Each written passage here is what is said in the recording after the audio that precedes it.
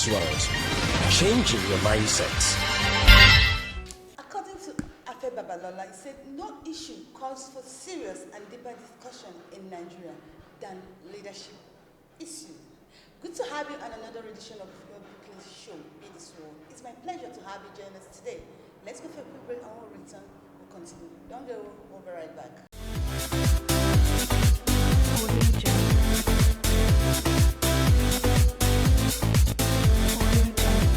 So on leadership issues, today on the show, I have a man who has made a name for himself in political arena, southwest of Nigeria to be particular.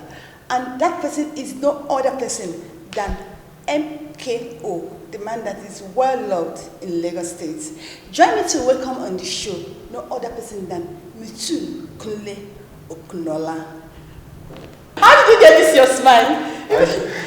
Actually, you get what you put in the system. So I don't want to put something vicious or poisonous into the system. And because I'm not the kind of person, I always receive what I put in the system. Exactly. So I like that. Always very smart, no matter what the challenge is all about. Yeah. Please, in brief word, tell us who is MKO? My name is Honorable Mutiu Kunle Okunola, the National and Global Convener of TNN, the non-negotiable family, which is termed as Tinubu because we target based on power rotation. I have toured the whole world. In fact, I've been to Africa, the 36 states, and we have presence all over Nigeria through the movement, and we're trying to unite Nigeria because our allegiance is for Nigeria. So based on power rotation, by the time we started, we identified that within the APC precedents, and we know that within APC and the Fulani oligarchy that is in power, to rotate power, you have to take somebody that brings them there. And that was why we tagged our movement, which is the non-negotiable family, TNN, Tinubu non-negotiable family, to wrestle power down south. So at that time, there is no prominent, better candidate within the south that we can project. And we started the work fine until the last hour, because that is not a support group. Support groups are people who support people because of money or stomach infrastructure, not even the betterment of the nation, but their own selfish interest. Ours is an interest group. We have constitution, we register with CAC, Corporate Affairs Commission, and we launch the movement around the nation by putting on structure. We come up with manifestos and the constitutions to make Nigeria a better place, because we believe that the problem of Nigeria is leadership. So we embarked, spending our money, risking our life to evangelize our own idea of what Nigeria should be, and tagging it with Ashiwaju for APC to rotate power. Today, APC have rotated power.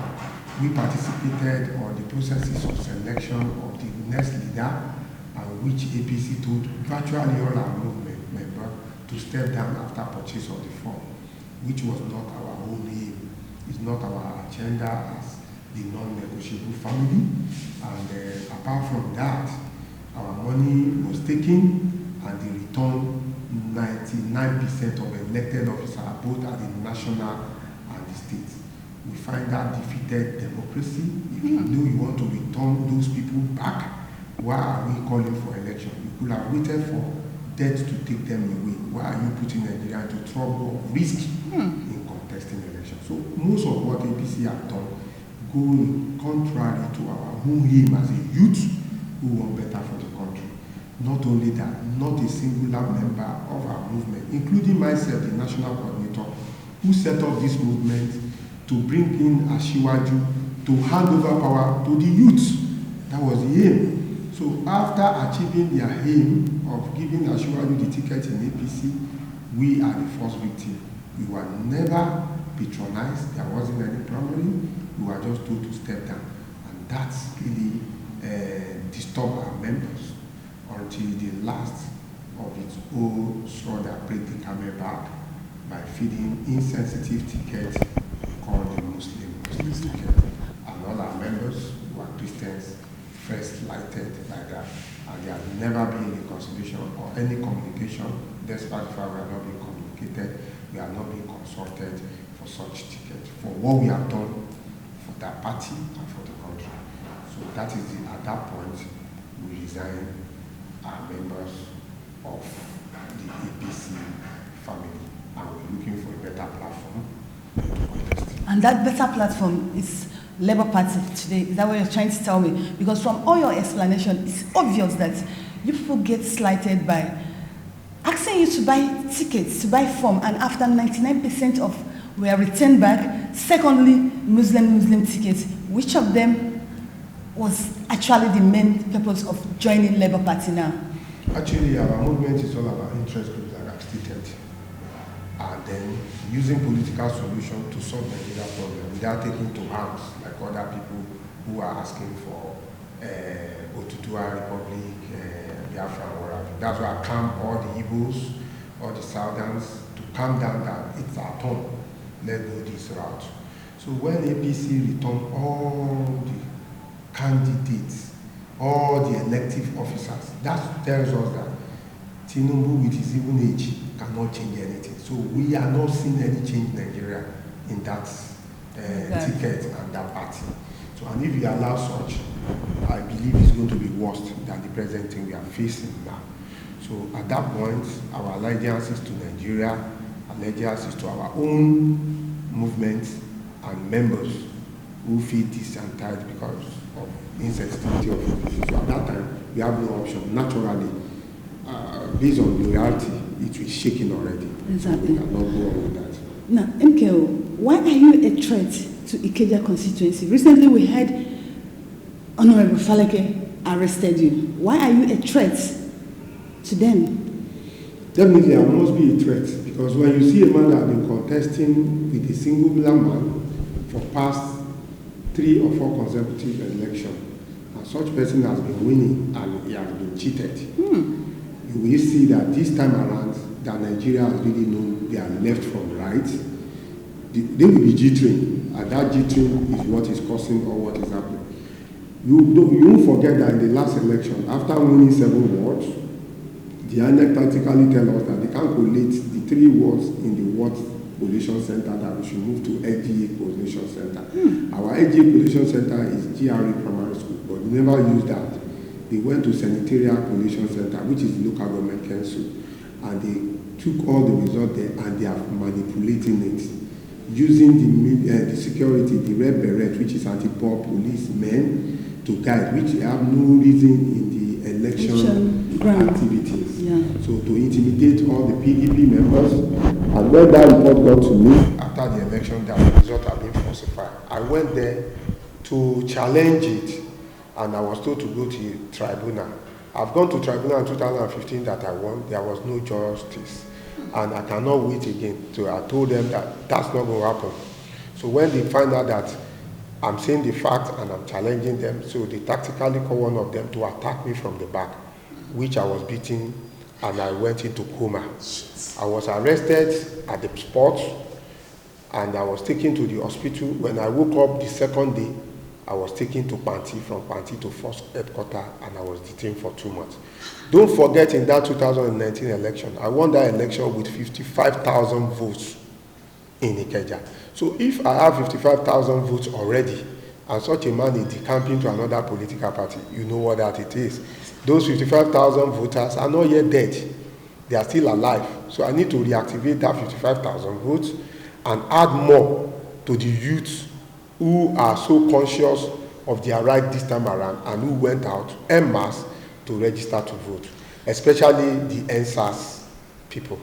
Now, Honorable, please, I beg you to differ a little. A lot of people have said that the Nigerian judicial system has a problem. Now, when you were arrested and detained for some days, what did they say was your crime? Anyway, if anybody is going to tell me my crime, they will take me to court. Yeah. There wasn't anything that was told. Police are not called to determine what happened. So I was not taken to the court. I was just released by VR2, by a call that called them to arrest me. That's why I say it is very, very unfair the way Nigeria are being. But I believe when we have the right leader, things are going to, and those are the part of the struggle to put Nigeria in a saner hand to make Nigeria a better place. And you believe Obi is the right leader that is coming to Nigeria if eventually he wins? Anyway, let me be realistic with you. Obi has been a past governor for 8 years. Forget about whatever lie anybody is going to tell us. But what I know for sure that is being told, because I've never been in Anambra, and I will not go to Anambra to verify if Obi did infrastructure because I'm living in Lagos. But one thing that we know that Obi keep on saying that cannot be disputed is that I did not steal any kobo from the purse of Anambra. The past governor never dispute that. The present incumbent governor too was never disputing that, which is Soludo, but rather they were going into self-help because of their own personal interest of lining up to be the president of Nigeria after I finish as a governor. So they keep on attacking this. So even if all those did not even dispute that, that's not enough. In a corrupt nation like this, that every elected officer are being looked for by EFCC, including councillor, and the governor left office and he said he did not steal money. We have not had EFCC arresting him, inviting him for any investigation. So if people don't know who to vote for, I think Obi is the one to vote for. Infrastructure or whatever they are talking about will be a collective responsibility when we have money. Today we are in indebtedness. So we need a governor or a person who will pay the debt and let us have access to develop. This man left money in the coffer of the state and is telling us he's going to do same by paying the debt and make Nigeria a better place. Not only that, we asked about what he did, even including the Fort Niger Bridge. There was a documentary that he initiated it with Jonathan. So we can't continue lying to ourselves. Governor Obi, who is now contesting for president, are far better in terms of youth age and is better in terms of education, is better in terms of business management, because today he has a business acumen. And for any nation to develop, you need traders as well, because from the time immemorial, when the world is setting up for industrial revolution, it was the trader that transformed into the technology that we are all enjoying today. So he is very managerial person. We need a manager for Nigeria. Any other thing, it will be our collective responsibility to add them to it. Now, you're going to Federal House of Representatives. What are your plans for Ikeja constituency if eventually you win? My own plans are very laudable and enormous, but I will quickly itemize few of them. Exactly. As a legislator, my responsibility is to legislate, which means I need to sponsor bills to improve the betterment of my people. So immediately I'm being elected, I'm going to first of all engage 11 legal luminary of status who are going to quickly sit down to go into my major bill of the unity for the country, which is the constitution of my NRUF movement that I set up to roll off or bankroll TNN. What was my bill? The bill of unity is about power rotation between the north and the south and the 6 regions that make up Nigeria. And we are suggesting a single term of 5 years, because presidency is not even about capacity, it's about representation of people in that region. Otherwise, the kind of president we have produced wouldn't have been president in the first instance. So having acknowledged that, we have to transform from representation to capacity. So we acknowledge that we must have 5 single terms, which means in 30 years in my lifetime, all regions will have tasted power at the presidency. So the issue of breaking away of Biafra or Oduduwa will not arise any longer, and it become competitive, that when you are there, do better. So there is a lacuna in our constitution which says when the president dies or impeached, the vice president will take over. A vice president that is not from the region, it becomes a problem during the time of Yaradua.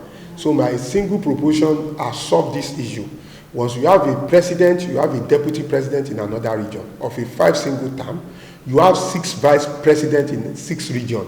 So if a president in a region is being impeached or is killed or whatever, or he gets incapacitated, the vice president of that region will complete the term of that region and power will rotate to another zone, dividing Nigeria into 2 zones, northern zone and southern zone.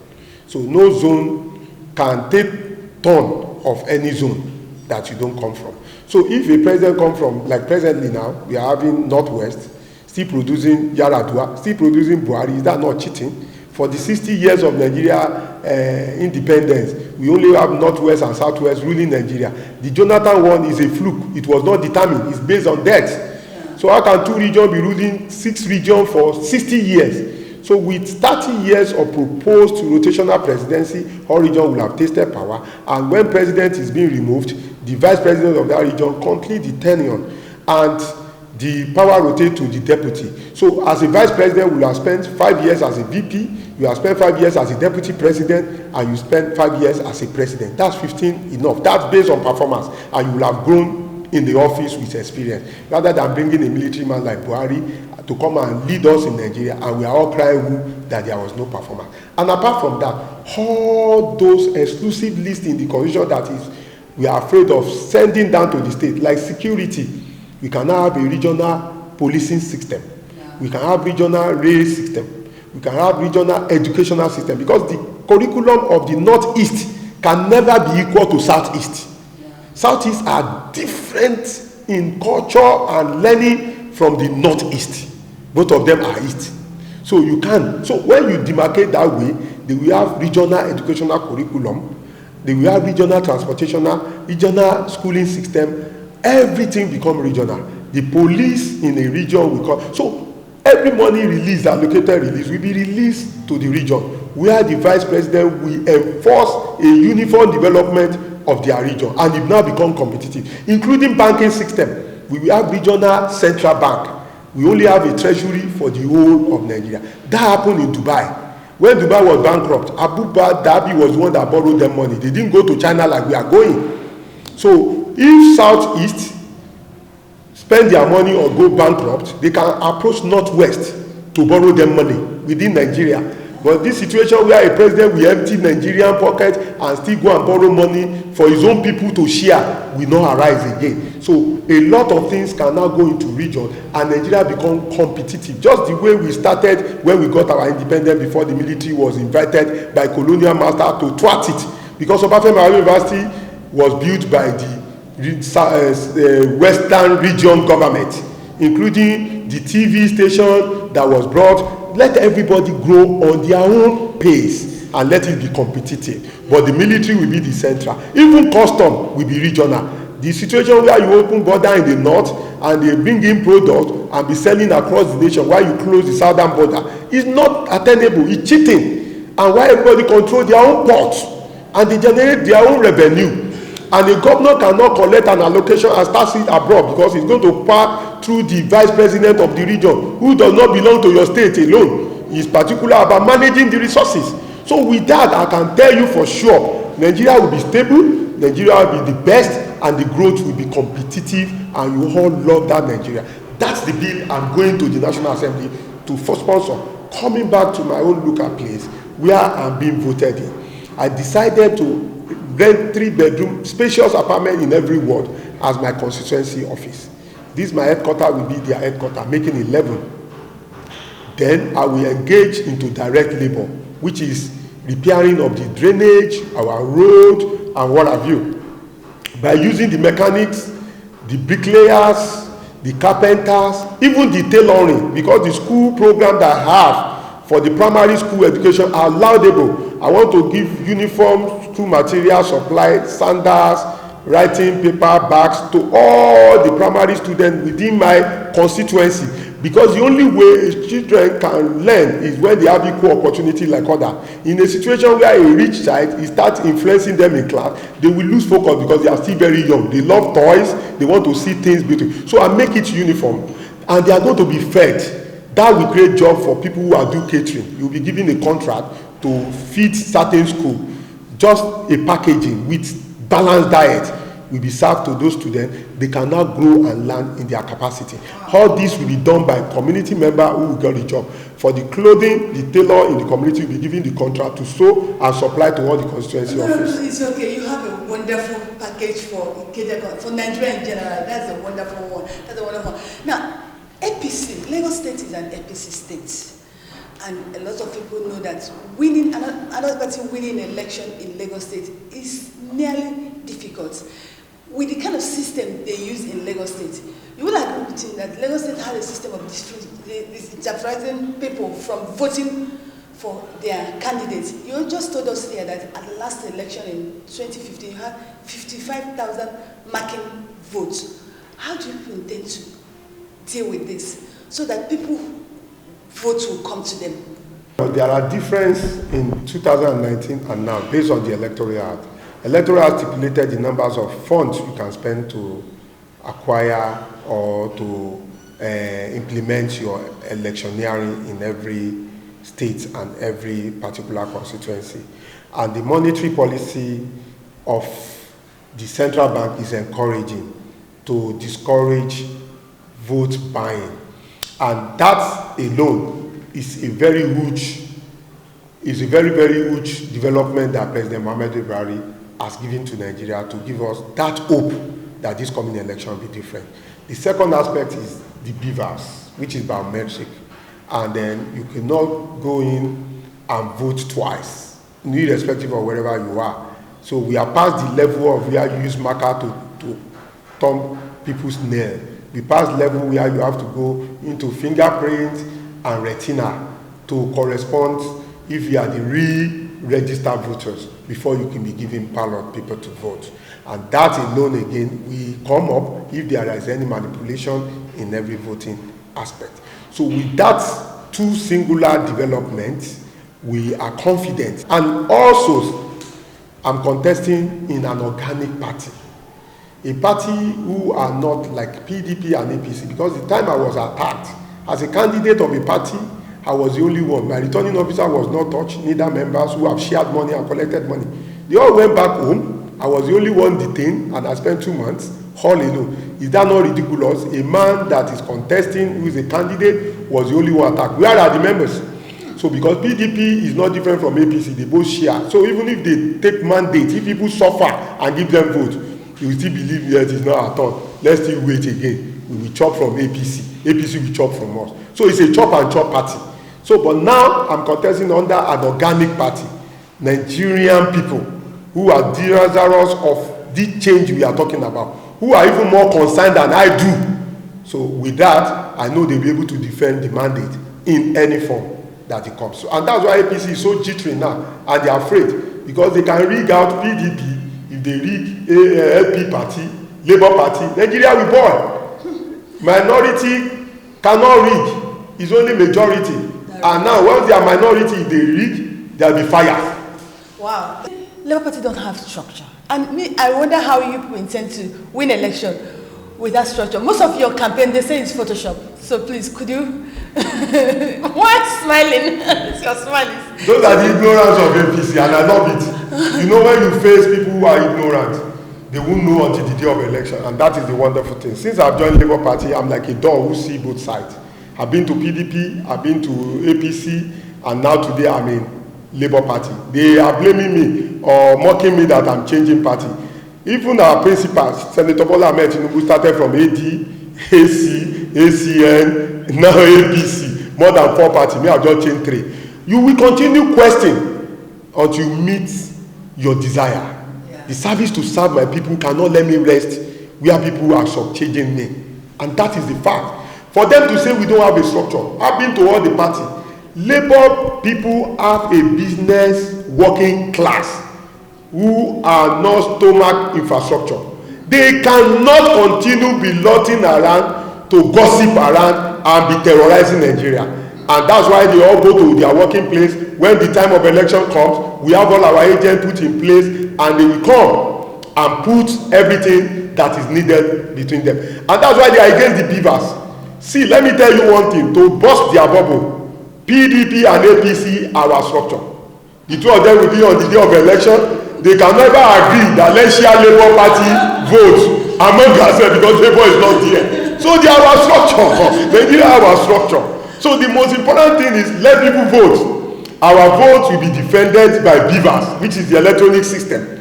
And by the time you vote, it went into online directly. So you can't go back and say because we don't have agent at the polling unit, let us share Labour Party among ourselves. That is one of their ignorance.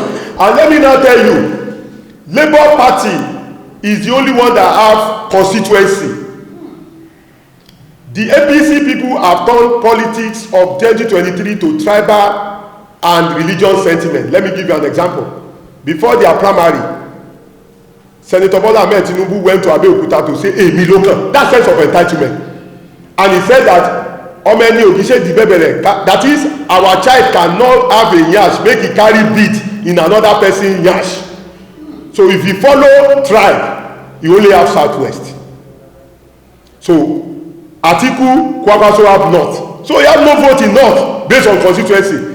And immediately they are unveiling their VP. They are the one that first of all put religion into politics by unveiling fake missionary ambitions. No other party came up when Atiku was unveiling his running mate or Peter Obi. They didn't bring fake bishops. So they brought fake bishops. He started hunting them. So now let's look at it. Let's be magnanimous enough. Nobody has come with head count to tell us that Muslims are more than Christian in the north. But let's be magnanimous enough, give them 70%, 30% Christian. It's okay, Honorable. It's been wonderful speaking with you. But before I leave you, please, could you talk to your constituency? Tell them that it's time for you to do it again. Let's do it. I want to call on Nigerians, not only my constituency, who are aware of what is happening. Like people keep on telling me who are going to vote for me. People who are going to vote for me are people that are queuing right now for fuel without no reason. People who are going to vote for me are the market women that are paying for 4,000 every Thursdays just to display for their daily wool. People who are going to vote for me are the transporters who are taking a transport of 50 naira before at 300 naira now. People who are going to vote for me are the people who their children, brothers were killed during the NSAS and the government said nobody died. People who are going to vote for me are teachers who are not getting their salary or their children strike because of ASU strike that was tricked to go back to the classroom. The parents who are going to vote for me are parents who go to market now and buy one bag of rice for 60,000 naira, gari for 34,000 naira. So I want to talk to Nigerians, not even only my constituency, that this is the only opportunity to say no to bad governance. If vote count alone can be upheld in Nigeria, I will tell you for sure that anybody going to government will be counting days when they are not performing. So that alone is a change on itself. Nigeria need to make that change, a meaningful change for their children yet unborn. And I want to call on them, don't leave the problem you cannot solve for your children to come and handle. Don't leave a problem you cannot solve for your children. And that's actually the problem we have today in Nigeria. What our forebears should have done, they did not do it. They became afraid. They ran away. Like Honorable Mutiu, who was arrested, who was intimidated. He would have stopped talking, but he's still talking because you know why? The life of his children and his children's children is very important and crucial to him, and that's why he's talking. And that's why we're still talking. And we're calling off every Nigerian. Let's do it right. It's been all bad, but this time around, it's time for us to get it right. Because if we don't do the right thing, after 25th February 2023, we all live to blame ourselves for the next 4 or 8 years. That's what should be taken today on Bedisworld Show. If you missed this interview, you can watch it online on www.bedisworld.tv. Remember, subscribe to our YouTube channel, like and share with friends and well-wishers. Remember, keep love alive. Get your PVC, go out there and cast the vote. Make the change. Stop saying your vote don't count. Your change actually counts. Bye. Changing your mindset.